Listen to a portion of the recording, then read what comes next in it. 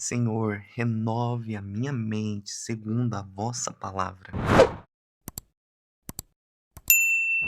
Existe um versículo que milhões de cristãos conhecem, mas não compreenderam, onde Paulo vai dizer em Romanos 12, 2: Não vos conformeis com este mundo, mas transformai-vos pela renovação do vosso espírito ou pela renovação da vossa mente. Paramos aí. Nós acostumamos a prestar atenção na transformação, mas Paulo começa falando sobre a mente. Por quê? Será que Deus só queria mudar o comportamento das pessoas? Ou será que ele já sabia que toda a mudança verdadeira, ela vem muito antes do comportamento, e sim da maneira que nós pensamos? Hoje nós vamos entender como a batalha da fé, ela começa na mente e como Jesus ensinou a gente a vencê-la. Talvez hoje você tenha orado para Deus mudar a sua circunstância, a sua situação, mas talvez ele queira mudar primeiro a maneira como você pensa, como você tá por dentro. Você comigo até o final do vídeo, você vai perceber algumas respostas, ela pode mudar o jeito que você enfrenta as suas lutas, suas batalhas, seus medos e até mesmo a sua oração. Antes mesmo da gente entender Romanos 12, a gente precisa entender quem escreveu Romanos. Para quem Paulo estava escrevendo? Paulo estava escrevendo essa carta para aquelas pessoas que viviam em Roma, o centro do império da época. Eles eram diariamente violentados com a maneira de pensar, violência, idolatria e a busca pelo poder. E é isso que ele começa a dizer: não vos conformeis com esse século. A palavra conforme, ela transmite a ideia do moldado, como um ferro sendo moldado, uma um ouro ali, uma coisa moldado pelo fogo.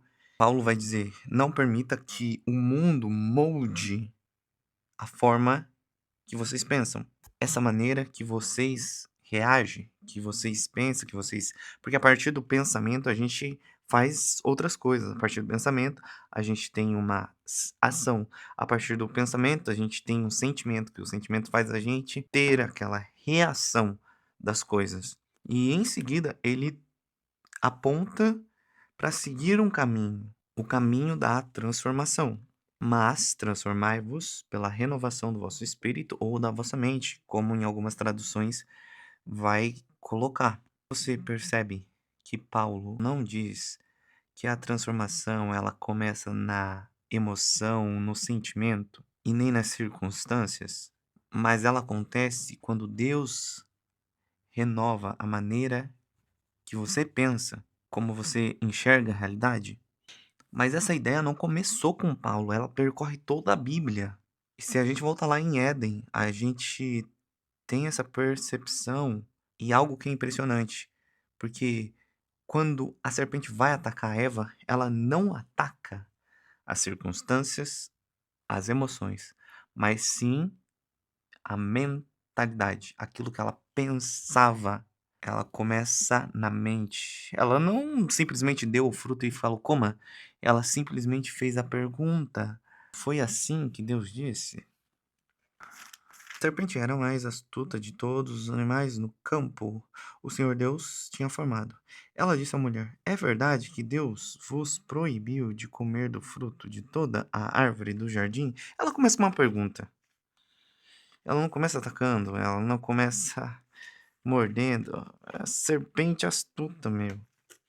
Então você precisa entender que o primeiro ataque da serpente, ela não foi contra o corpo de Adão, de Eva, simplesmente foi no pensamento, na mente. Foi contra a confiança de Deus, foi em gerar uma dúvida.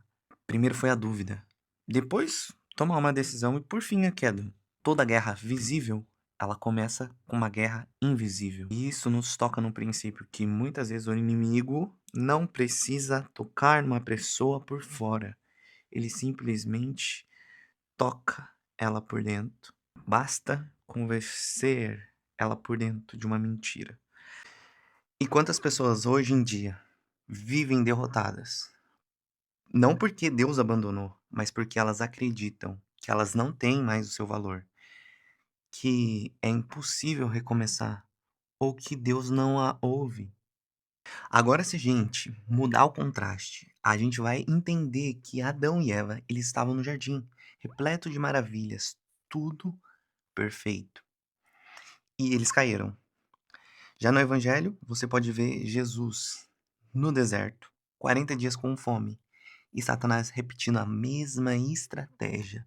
Se és o filho de Deus, transforma essa pedra em pão. Ele não está atacando a fome, está atacando a identidade.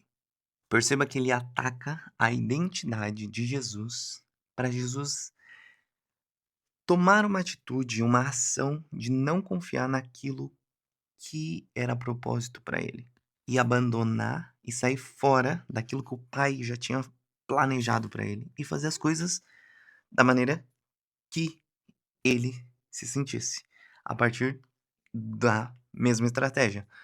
Vamos atacar a identidade. Mas diferente de Adão, Deus respondeu com a palavra. 3 tentativas, 3 palavras, 3 respostas.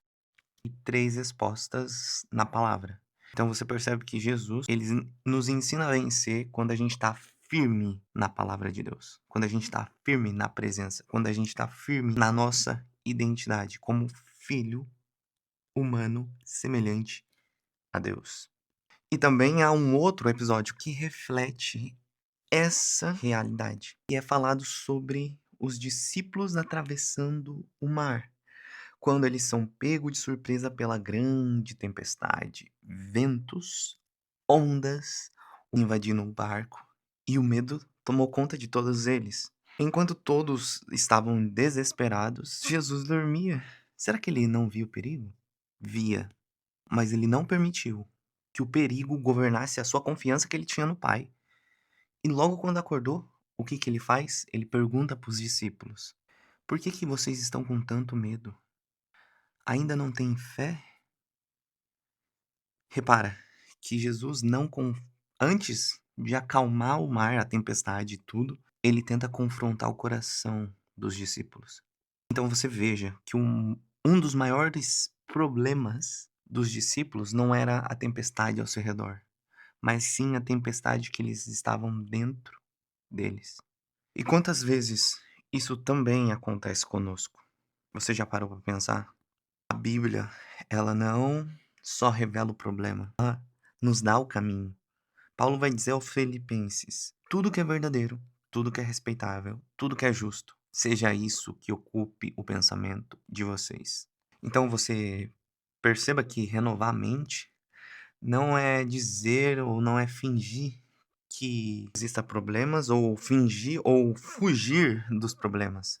Significa se alimentar a sua alma com aquilo que Deus declara como verdadeiro e como ele chama você, meu filho amado. Pensa nas coisas boas, verdadeiras e respeitosas.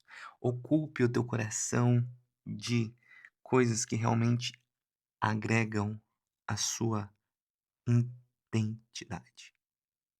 Jesus fazia isso constantemente. Antes de qualquer decisão, ele orava, retirava-se para orar.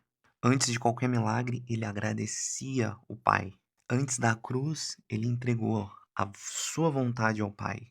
Ele nos ensina que uma mente fortalecida, ela nasce com a comunhão e com a união em Deus, com a união no Pai, com a união na verdade, com a união e com a sabedoria de pensar coisas boas, de agradecer, de orar e de ter esse relacionamento. Então vamos lá para a conclusão?